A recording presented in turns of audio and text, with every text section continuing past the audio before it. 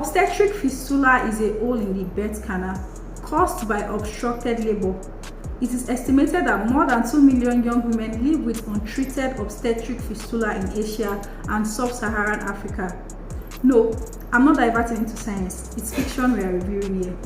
Hey fellow book lovers, welcome to another episode of my Books and I. And today I will be talking about Brimstones and Rainbows by Ololade Akintoye.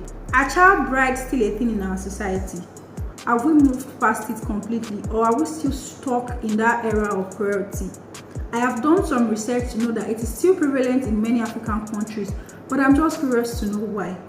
Cultural traditions, poverty, or lack of access to education. Tied by the whims of a cruel society who has zero regard for the girl child, little Inyola had her fate decided by and sealed by the gods, consented to by the only adult in her life, her grandmother.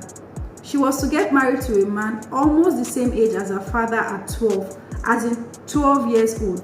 Ajantala, her supposed husband, was the devil's incarnate. With a wife already, he still found pleasure in a small girl who was younger than his last child.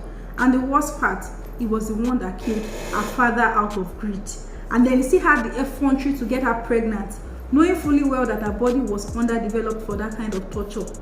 Even for adults, pregnancy and childbirth is a lot.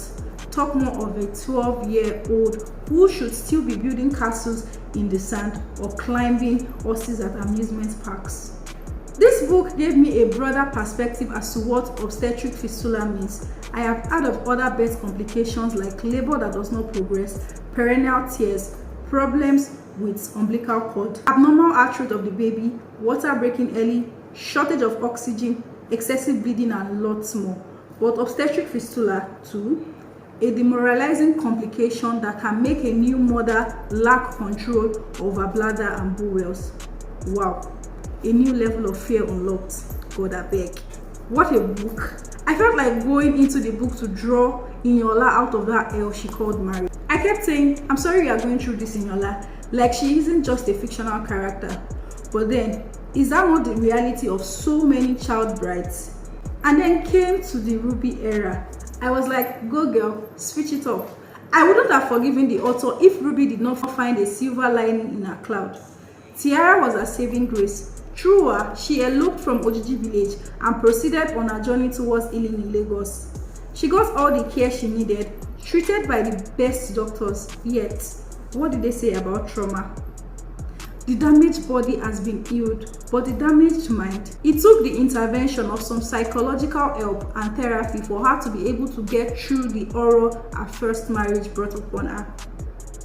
The paradox is that trauma has both the power to destroy and power to transform and resurrect. Ruby did not let her childhood trauma destroy her, even though it constantly stuck its ugly head out to take her down memory lane. But she was swift enough to turn it into a tool for transformation. Having experienced a positive shift in the trajectory of her life, she began the ARC Foundation to give other orphaned children a chance of a good life again through adoption. I would recommend this book for obvious reasons. The subject of the book is one the whole world should be paying attention to. It is enough spark to reignite a fire of revolution. I am inspired now to become an agent of change, especially for the girl child. That's it on today's episode. I do hope you subscribe and turn on the notification button. I'll see you in my next video.